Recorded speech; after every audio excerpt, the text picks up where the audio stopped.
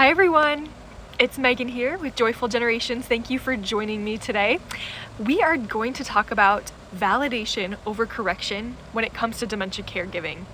One of the biggest questions I hear from families is, should I correct my loved one living with dementia?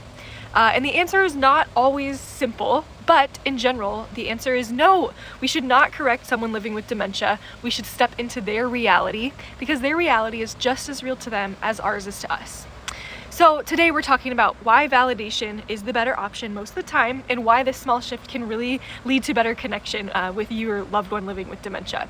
So most of us naturally want to correct our loved one with dementia. Why? Because let's be honest, most of us want to be right. We live in a world where our aim a lot of the time is to try to be right. We want to get the right answer in school. We want to hide from embarrassment because we don't want to be wrong, right? And so oftentimes we want to correct because we're trying to help too, right? We think, oh, if I correct this person with dementia, it will help them. Unfortunately, that's not usually true, right? We say things like, no, Mom, it's Tuesday, not Sunday. Or, Dad, you already ate your lunch. Or, Grandpa passed away 10 years ago. Or we say things like, your appointment is tomorrow, not today, remember? These are all examples of us trying to correct that person with dementia instead of connect with them. Oftentimes our intentions with that are good, but unfortunately correction often leads to further anxiety, frustration. They might start to mistrust you, or they might become more embarrassed. And so we want to avoid correction. Let's ask ourselves, what happens if I correct that person? So let's think about it this way. If your mom with dementia thinks that her puppy is alive and she's looking for Sparky, but Sparky died 5 years ago, and she says, hey, have you seen Sparky? Let's say you correct her and you say, Mom, Sparky passed away. He's been gone for 5 years.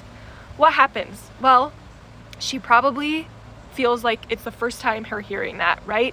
If you can think of the first time you heard a pet died or someone close to you died, it's really hard, right? And so you essentially are giving her that emotion again when we correct that person and say Sparky's been gone. So instead of saying, Mom, Sparky's gone, my suggestion is to connect. So we might say, I haven't seen Sparky for a while, but I can keep an eye out for Sparky. And then things might move on and that might be enough for her. Or maybe we say, I haven't seen Sparky. Is there a reason you're looking for her?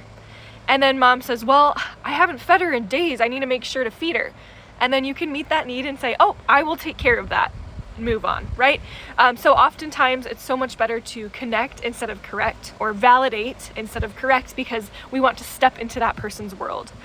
I want to note here that just because we validate someone with dementia doesn't mean that something is true. You know, we're not necessarily lying, and we're not necessarily falling into this pit of lies and lies and lies. Instead, we're just acknowledging that person's emotions, even if their reality and their facts are different. So the goal isn't to agree necessarily with incorrect information, but the goal is to understand their feeling behind it, and empathize and connect with them without making them feel incorrect or wrong. We just connect with them and hear them through that, right? So I want to give you some real life examples, again, of this validation over correction with people living with dementia.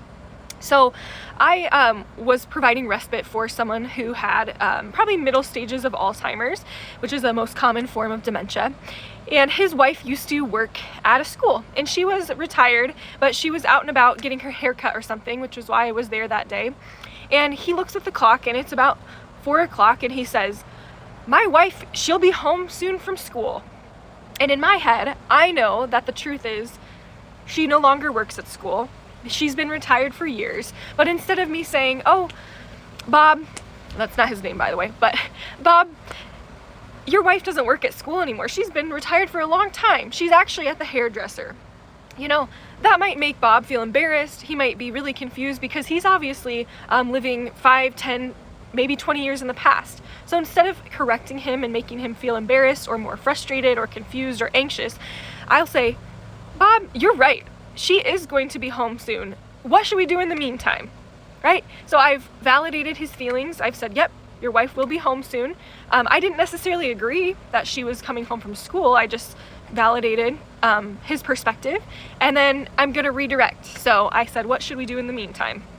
Or I I think actually in real life example, when he said that to me, I said, "You're right, she is coming home soon. Do you think she's bringing dinner?" And he said, "Oh yeah, she usually stops and picks up food on her way home." Like, "Oh, well, that is wonderful. She really takes care of you well, doesn't she?" And we got in this long conversation about what he wanted for dinner and what she usually picks up and things like that, and had a great, conversation. So again, that was me connecting or validating over correcting, or instead of correcting. Now let's think of that situation had I corrected him. If he said, "My wife's gonna be home from school soon," and I said, "Oh, Bob, she doesn't work at school anymore," he might look at me and think I'm out of it or not understanding, or he might think I'm a total stranger, or he might start to not trust me, or maybe he realizes, "Oh, wow, yeah, that's right, she did retire," and he starts to feel scared or embarrassed that he missed that, or doesn't remember. So it just doesn't help to correct. We want to connect. Let me give you another example. When I was a CNA, I remember working with a coworker who was a male about my age, maybe a little older, and we were both CNAs, and we went into the room of a resident who needed some assistance with a personal care in her room. And she said to us, "Oh, it's so good to see you both. You are such a handsome couple." Now, in my younger years, my immediate reaction in my head was embarrassment, right? It was like, "Oh, she thinks we're a couple and we're not," and I thought the guy was a little strange anyway, so I didn't really want to be associated with him as, in a relationship. But this resident with dementia thought that him and I were married. And it seemed as though when she said, "Oh, it's so good to see you both," it seemed as though she actually even thought that we were family visiting her. Maybe her grandchildren, I'm not sure, maybe her children, maybe friends, I'm not sure. But instead of correcting and saying, "Oh, Judy, we're actually workers here, we're not married, we're here to help you brush your hair and get you ready for the day," that would be really disturbing for Judy, again, not her name, who thinks that we're family or friends visiting, right? And so the right answer, the right response to connect with her would just be to say, "Oh, well, thank you, it's so good to visit you as well," and move on from there. Maybe redirect or get to the task at hand eventually, but again, just go with it. Just step into the reality. Just kind of roll with the punches. Where are they today? Who do they think you are? If they're happy with that, step into it and just accept it. Don't try to correct them. Other examples I've had, and some of these get harder, right? Maybe you hear your loved one say, "I want to go home." Your loved one with dementia says, "I want to go home." Well, in reality, they might be living in a long-term care facility, or maybe they've moved homes, and even though they are home, they're obviously not recognizing it. So they're saying, "I want to go home." Instead of correcting and saying, "Oh, Barb, you are home," or "Oh, Barb, what do you mean? This is your home," or "Oh, Barb, you moved here. This is a nursing home that you live in." Let's avoid the correction and connect. Often when people with dementia are asking to go home, they're seeking an emotional need, right? So I want you to think about the last time you were on a trip or a vacation, and maybe it just was getting a little bit too long and you started feeling homesick, right? We've all been there, where you're feeling like you just want to sleep in your own bed or just be around your own hometown where you can go to your own grocery store and things are just easier.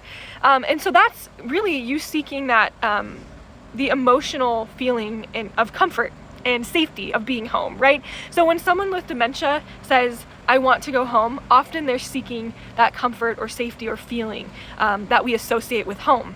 So instead of saying, "Oh, you're already home," or "You moved here, we live in a nursing home now," we're gonna say, "Oh, what is it about home you're missing?" And then that might spark a conversation where we can either figure out how to meet that need, or they start talking about how they love to sit on their back porch and watch the storm roll in or something, and it starts to maybe redirect the conversation a bit.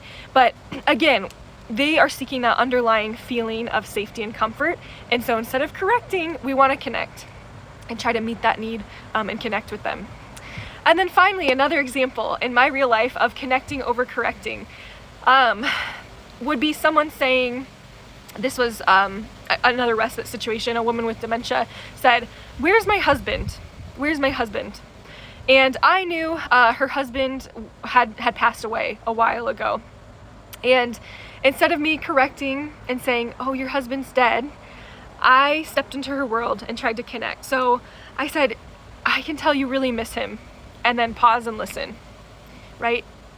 I don't need to be the one to remind her, oh, he's passed on. Maybe she even knows that, right? So instead I just say, you really miss him, don't you? And then we talk about it. Or maybe if that doesn't work, because sometimes with dementia it's trial and error, we say something like, well, I haven't seen your husband in a while. I'll keep an eye out. Is there a reason you're looking for him? Because maybe the person with dementia is looking for her husband not because she misses him necessarily, but because she thinks her car oil needs change. And maybe her husband always changes the car oil. So then I say, well, is there a reason you're looking for him? And she says, oh, well, I think my car needs taken care of. The oil needs changed. He always does that. And then I can say, oh, good idea. Let me call the shop, or I can look into it and take care of that for you, right? So it's meeting that need again, because oftentimes there's that emotional need or even just a logistical need or want that the person has. So again, in dementia, validation is much better than correction. Now let's talk about when correction might be the appropriate response. I like to think of it this way. We think about, is the person with dementia safe? Is everyone else around them safe? And are they happy? If you can answer yes, they're safe, yes, everyone around them safe, and yes, they are happy, then we probably don't need to correct or change anything. But if you do answer no to one of those, we can look closer into it. So we might correct when safety is involved. So maybe they are about to take the wrong medication or something. Of course, we step in and correct or redirect. Or maybe it's 0 degrees out and they're trying to walk outside in flip-flops and shorts. That's when, of course, we would step in.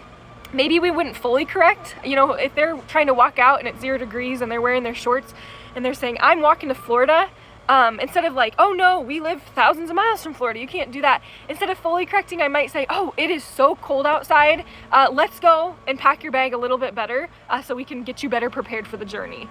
So that's kind of, again, still stepping into their reality, but making sure that, of course, we're steering them away from an immediate safety concern or dangerous situation. Okay, so as I'm kind of wrapping up here, let's talk about validation phrases that we can practice, because again, most of us with people with dementia want to correct. It's kind of our immediate reaction to correct and help pull them into our reality when we really should step into their world and connect to their reality. So phrases you could say, I can see this is important to you, or tell me more about that. I love that phrase, because if you don't know what else to say and they're talking about something and they're saying, oh, Jim's supposed to be here and I better get ready, and I have no idea who Jim is, and they're really concerned. Instead of, saying, oh, Jim's not coming, I should just use a phrase like, oh, tell me more. Why is Jim coming? And start to ask questions. Also, just empathetic statements can be helpful with people with dementia. That sounds really difficult. You seem really worried. Or just that simple connecting phrase, I'm here with you. Or I'm here to help. How can I help? Right? So start practicing those simple phrases, because again, as caregivers, our immediate intention often is to correct our loved one when it's best just to connect. So before correcting, pause, ask yourself, what emotion am I hearing? How can I connect with them instead of correct? And just take a breath before you respond, because again, correcting usually just makes the situation worse. So I just want to share a couple of our tools here that we have at Joyful Generations that might help with this. First is our newest release, which is our Caring Well Daily Logbook. And this logbook helps track cares and really captures the whole person, including their person-centered preferences, things like that. One way this can help caregivers to connect over correct, there's a section about care tips and communication preferences, and there's even a spot that says, when the person says this, respond like this. So if that person with dementia often asks or says, I want to go home, maybe over time you find what works so that you can tell the next caregiver how they should respond well. A couple of our other tools, we have our Share a Moment conversation cards. These are simple cards that help you connect through conversation. They're present-based, there's no right or wrong answer. They're developed so you can help connect with your loved one instead of have conversations where it feels like you're constantly correcting reality. And then we also have our Just Roll With It dice. These are conversation dice. Again, no right or wrong way to play. There are several ways to play, but even the title, Just Roll With It, shows our priority of stepping into the world of the person with dementia and just rolling with it. However the conversation or the moment goes, we just roll with it when it comes to people with dementia.